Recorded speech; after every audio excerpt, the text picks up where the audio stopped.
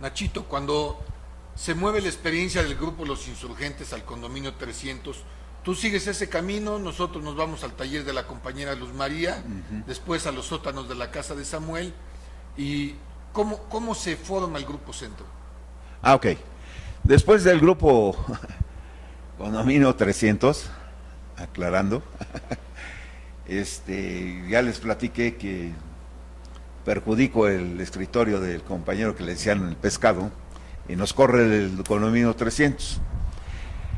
Entonces, para eso buscamos otro lugar que fue la estética del compañero Ricardo, un estilista que estaba en la calle de Roldán, a un costado del grupo Amistad.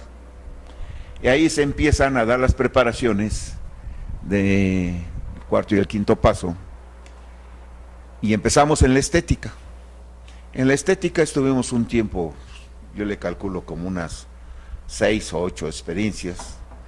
Posteriormente, como ya era mucha gente, se ve otro lugar y nos vamos a Mesones, a una vecindad donde nos presta su departamento el compañero Jorge Valdivia. Y ahí es cuando también hace boom la experiencia, porque hay mucha gente. Entonces llega y se forma, y ya también era insuficiente, y allí es cuando Nachito tiene que partir a Hermosillo, Sonora, pero es la formación del Grupo Centro. En esa formación del Grupo Centro, a mí ya no me tocó ir a la calle de San Pablo, que se van de ahí del departamento de Valdivia para allá, pero se queda mi esposa Silvia, y ella sí es partícipe de eso. Y ahí es cuando yo me voy allá a Hermosillo, y ya empiezo yo con el movimiento allá en Hermosillo, que me dan, precisamente, aquí es una cosa clave en este movimiento que les voy a narrar. Ese día que yo tengo que partir a Hermosillo, Sonora, en esas épocas yo me dedico a la construcción, que no había trabajo, me ofrecen el trabajo de cambiar las luminarias allá, y mis cuates me invitan y me sacan los boletos del avión. Entonces, para eso, otra coincidencia, un poco desagradable, se muere mi padre, yo no estaba viviendo en la casa de mis padres, me localizan, y ese día precisamente fue el velorio de mi padre. Me acompañan Mario Gómez, Ricardo, Norma, Jorge Valdivia y otros compañeros al velorio. Entonces, en el velorio yo le comunico a mi madre que tengo el trabajo y que tengo el avión para las 7 de la mañana, me recuerdo muy bien. Y me dice: hijo, primero es lo primero, no tenía programa, ¿no? Y dice: vete a trabajar, y yo le digo a tus hermanos y a tu familia que no te puedes quedar a la sepultura de tu padre. Entonces, para eso yo dije, ¿a quién le dejo el movimiento? Si se lo hubiera dejado a mi esposa, pues iba a crear mucha polémica, ¿no? De por sí, muchas veces no está visto de que se lo pase uno a una persona muy allegada. Y para eso, pues la persona que tenía un poquito más de tiempo en Alcohólicos Anónimos y que tenía más servicios porque había sido servidor del Grupo Concordia, era Mario Gómez. Me recuerdo que nos regresamos al departamento de Valdivia a preparar mi maleta ahí con mi cartón de FAB y un lazo y la poca ropa que tenía, y ya sacamos, y ahí le dejo toda la situación, le subrayo la literatura a Mario Gómez de cómo debe dar las juntas de preparación y todos los puntos sobre sobre la experiencia, y le dejo todo lo que yo sabía y le dejo subrayada. Hasta me recuerdo, hasta la fecha llevan 7 libros, que eran los 12 pasos, las 12 tradiciones, las hojas sueltas, tal como la ve Bill, 3 charlas a sociedades médicas, Alcohólicos llegar a la mayoría de edad, y otros folletos. Alejandro lo narra, yo no lo daba con 7 libros, lo daba con toda la literatura, y ponía toda la literatura en el escritorio, porque los 7 años de experiencia de investigar pues no fueron ya gratis, y sabía dónde estaban las cosas.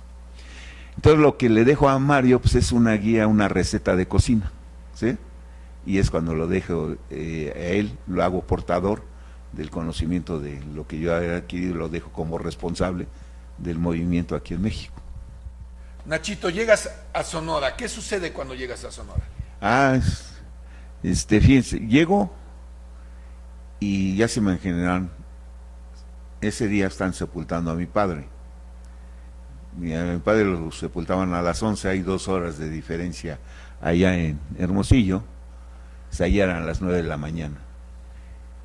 ¿Y cuál es la sorpresa? Que llegamos con mi cuate Dubós, y pues es alcohólico activo, el calorcito de Hermosillo, y se mete a una cantina. Que para refrescarse, yo pues con el refresquito y con la pena, se enamora ahí de un tanquecito de esos Rotoplas de 150 litros con un labio colorado, y se va, y yo aprovecho y busco un grupo. Y llego a un grupo, y me desahogo, y aparte paso el mensaje de cuarto y quinto paso. Ese es en octubre, compañeros. Y de ahí se pegan 2 personas luego conmigo, y empiezo la labor. Los preparo, y para diciembre estamos haciendo la primera experiencia.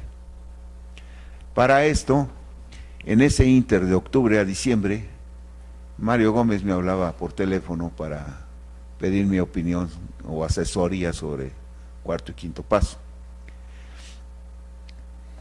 Y en esa primera experiencia, me recuerdo bien que fue el 12 de diciembre, llega él, pero llega con su esposa en aquel tiempo, Esperanza, ¿sí? No Norma, ¿sí? Y llega y escribe Esperanza allá en Hermosillo, en esa primera experiencia. Desde ahí pues, me agarró un poquito de aberración mi amigo, porque Esperanza me hablaba por teléfono y Mario me decía, ¿qué te pasó? Pues le digo, pues es anonimato, mi cuate, ¿sí? Y de ahí empieza la dificultad, ¿sí? Se hace la primera experiencia en diciembre, y posteriormente íbamos a un grupo que se llamaba Billy Bob, y allí nos dan chance de hacerlo, y nos corren, y para marzo de 1993 se arma el primer grupo, también llamado Una Solución, en Hermosillo, Sonora, y se hace el boom. Y ahí me agarran aberración los señores Gili, que eran los chicarcas de los grupos tradicionales, porque empezamos el movimiento de cuarto y quinto paso, y me recuerdo bien que los grupos tradicionales en el Hermosillo eran 50, y para unos 7 meses ya nosotros teníamos 16 grupos en Hermosillo, contando Guaymas y otras ciudades cercanas. Y ahí empieza la controversia ahora en Hermosillo, con los celosos de los tradicionales de allá de Hermosillo. Posteriormente les voy a narrar las dificultades que tuvimos por ese tipo de gente. Fueron muy fuertes, porque la envidia, compañeros, provoca muchas situaciones, y siempre la va a provocar. Cuando tú creces espiritualmente, vas a tener la lucha espiritual a través de la envidia y de la inconformidad de muchas personas. Viendo el acervo documental que hay de esos momentos de la experiencia, pude conseguir una bitácora de aquellos años, de la cual está apareciendo datos e información en la pantalla en este momento. Veo ahí que hubo situaciones difíciles, que hubo quien incluso puso una denuncia por violación, por una supuesta violación, y vemos que los grupos los derribaron, y vemos que hubo problemas fuertes. Yo entiendo que la experiencia espiritual, al ser algo tan importante, pues tiene que encontrar cierta resistencia del enemigo, pero a mí me consta que nunca te has amedrentado. Pero en una situación ya de índole penal, pues cualquiera se acobardaría. ¿Qué podrías platicarnos qué pasó? Para eso, compañeros, como les decía, aparte de Hermosillo, pasamos el mensaje Ciudad Obregón, Caborca, Guaymas, Magdalena de Quino, Nogales, Santana, y parte también de Sinaloa. Ya empezábamos a llegar un poquito a Sinaloa, pero este problema se suscita precisamente en Nogales. Nogales es frontera. Y como ustedes saben, la drogadicción en las fronteras es muy pesada, porque ahí es ya, les llaman tecatos, ¿no? Los que conocen por allá, es heroína inyectada, ya son cosas muy fuertes. Entonces se hace el boom, y viene gente y nos reunimos todos en Bahía de Quino a hacer las experiencias.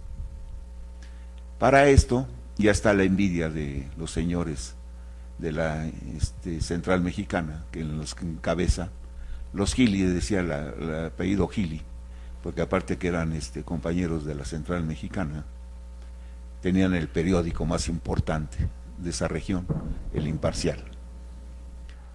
Les decía que fue tal el boom en Nogales, Sonora, que el secretario de Salud de Sonora manda a 2 psicólogas a investigar qué hacíamos nosotros con la experiencia de cuarto y quinto paso.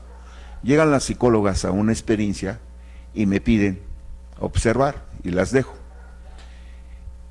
Ya cuando empieza la primera pregunta de la experiencia me dicen, ¿sabe qué? Nos da permiso de sentarnos a escribir. Se sientan a escribir. A una la padrinó mi esposa Silvia y a la otra la padriné yo.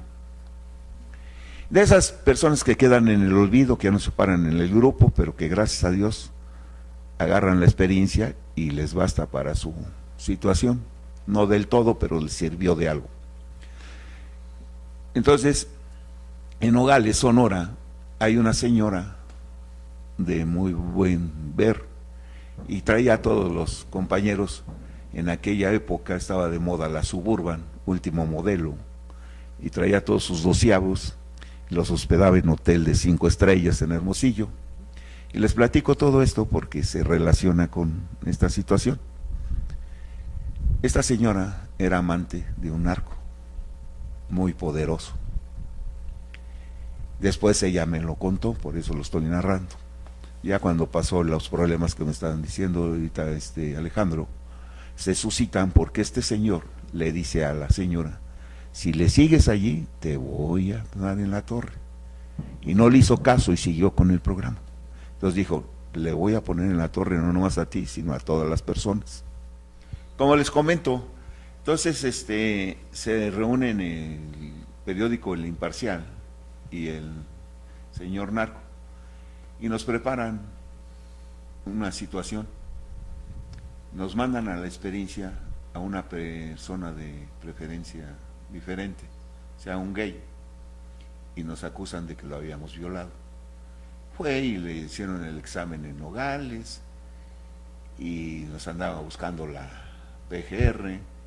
Para eso, gracias a Dios, Dios siempre ha obrado en este movimiento. En el grupo había un abogado que defendía ese tipo de situaciones y luego me amparó. Entonces con eso yo andaba con toda la plena libertad. Y fue duro el golpe porque nos acusaban de que hacíamos ritos satánicos, que hacíamos sacrificios de guajolotes y gallinas, y que nos zurrábamos en la Biblia y muchas cosas muy, muy difíciles. Gracias a Dios esas se aclararon con lo que les comentaba. Fueron a consultar con el secretario de Salud y les dijo, señores, yo tenía la misma duda de estos señores y espérenme tantito, llama a las 2 psicólogas y las 2 psicólogas dan fe de que nuestro movimiento está bien estructurado y bien amparado con método científico y todo. Y nos amparó.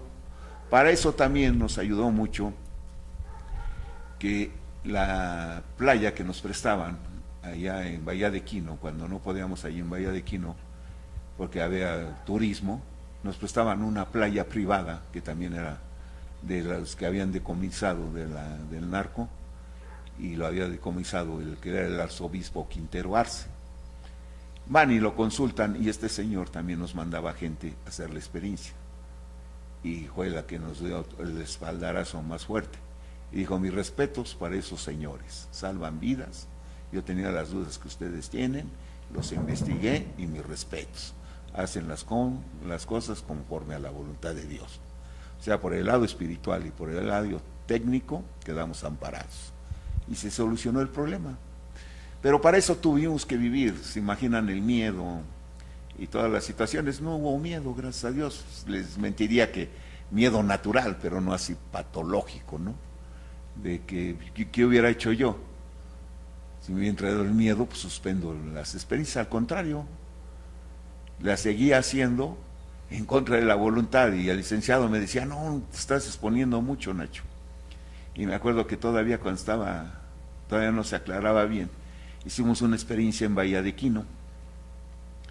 Entonces para eso hicimos una experiencia juvenil, y iban jovencitos, y fueron los que me dieron otra situación, porque llegaron y nos fuimos a hacer la experiencia y estábamos en la oración, y llega la policía de Bahía de Quino, llega el comandante, me sube a una camioneta, a mí y a otros 3 personas, y nos lleva, y pues, ya nos meten allá a una celda.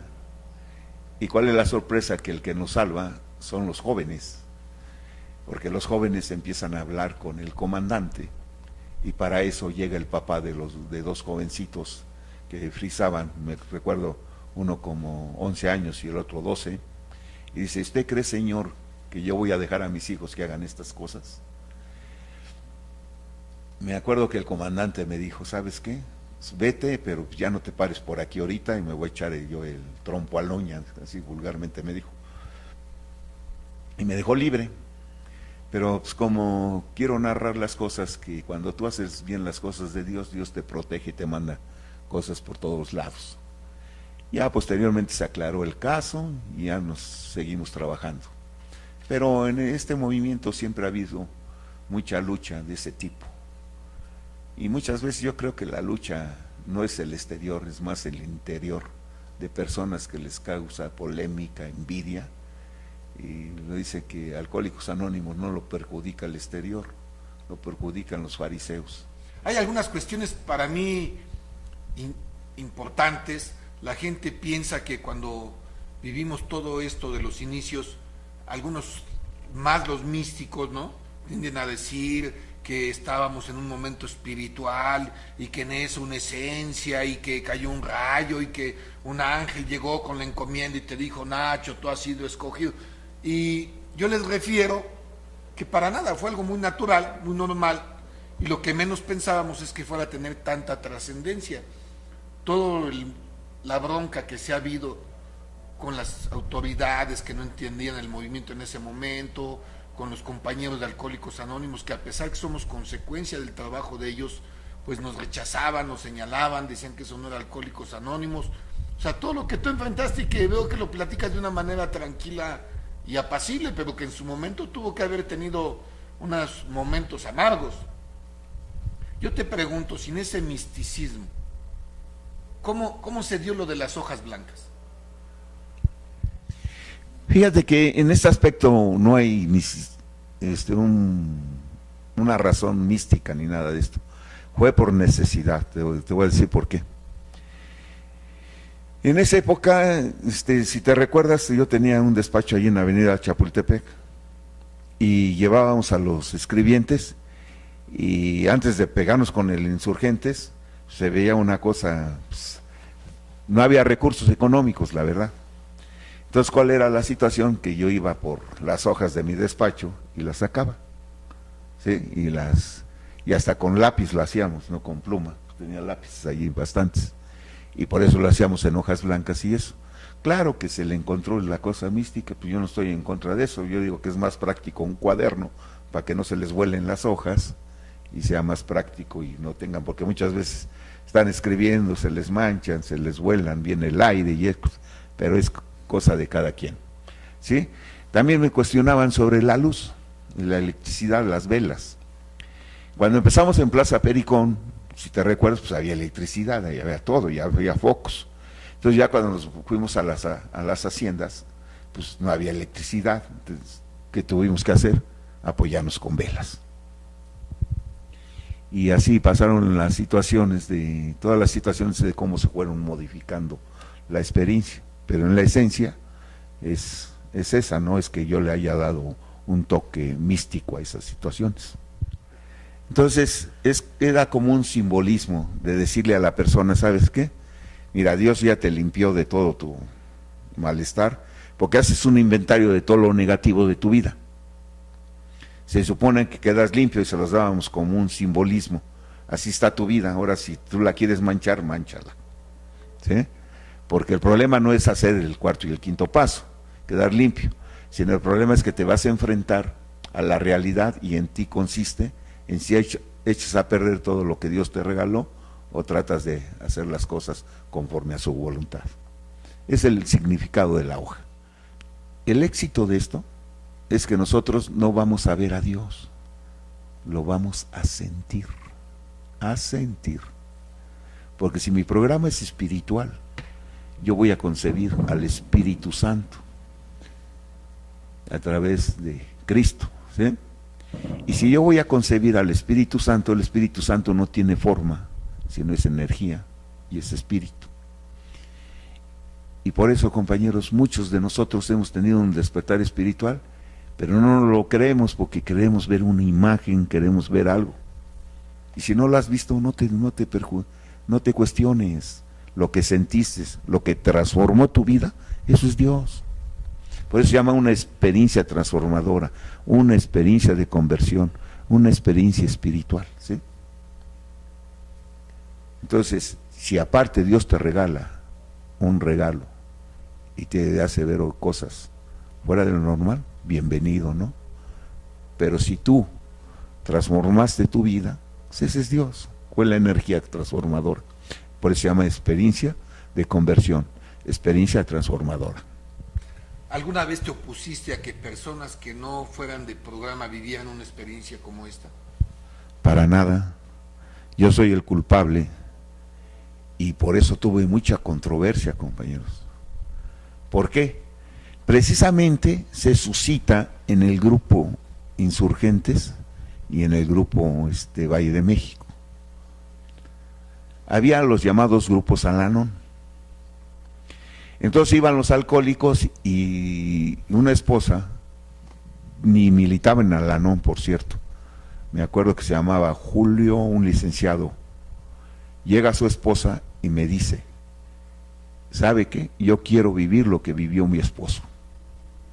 Yo no he venido al grupo, ni sé nada, no sé nada de su programa, pero yo quiero vivir eso. Entonces yo me pregunté, ¿sí? ¿Quién eres tú para negarle la entrada a este tipo de personas? Y tuve que aceptarla y me agarré y tuve que investigar más. El yo soy responsable dice cuando cualquiera y donde quiera y no dice que sea alcohólico. Y fíjense que esto es tan precioso porque tenemos un potencial enorme de nuestro programa que todavía no lo explotamos.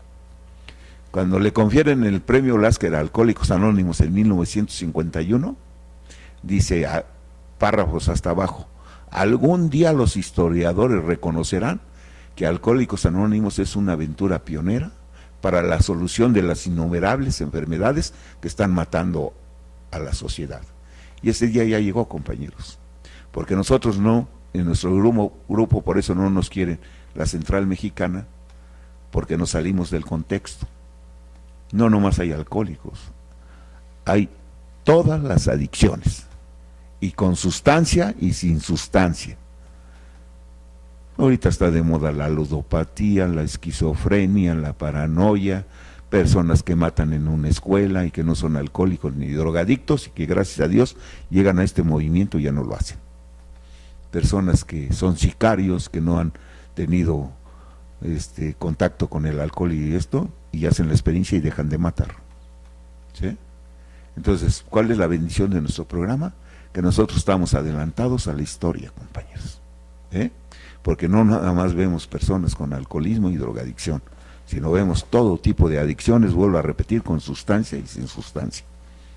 Perfecto, yo soy de las personas que pues trato de entender todo y a mí me agrada la parte espiritual, sobre todo de las experiencias de cuarto y quinto paso. Yo no dudo que Dios haya escogido estos procesos para que acabaran siendo las hojas. Yo no dudo que Dios haya escogido que haya todo lo que conocemos, ¿no? En lo particular, exageraciones como que no pueden tocar el agua porque se les va la esencia, o que a fuerzas tienen que pasar hambre para que no pierda la esencia espiritual. Yo no comulgo con eso. Nosotros que lo vivimos hace tantos años, sabemos que lo más importante es la oración, el pedirle a Dios, la presencia del Espíritu Santo de Dios, porque un inventario moral se puede hacer con el terapeuta, y una experiencia espiritual únicamente en cuarto y quinto paso. Por el momento eso es todo lo que vamos a platicar. Más adelante tendremos una entrevista más amplia, más cómoda con Nacho. No nos extendemos porque sería imposible poner tanta información en un video de tiempo razonable. Nomás quería hacer una aclaración, bueno, darle un mérito a una persona que intervino mucho en la cosa espiritual y que está olvidado, y que es Ricardo el estilista. Él fue el que metió la alabanza y el que metió oración. Ok, esperemos que donde quiera que esté Ricardo, pues esté bajo la gracia de Dios. Ha habido muchas personas que han participado en esta experiencia, y hablar de nombres pues es interminable, ¿no? Es interminable, y cada quien tiene su lugar, y Dios sabe qué encomienda y qué dádiva le dio a cada quien, y será Él quien los recompense y los premie como se lo merezcan. Algo muy importante es no perder la fraternidad. El que nosotros algunas veces tengamos opiniones distintas no es impedimento para que seamos amigos. Ojalá algún día nos podamos reunir, las fracciones de un lado y de otro, y podamos simplemente convivir. Yo les mando un abrazo, soy Alejandro Castro, felices 24 horas.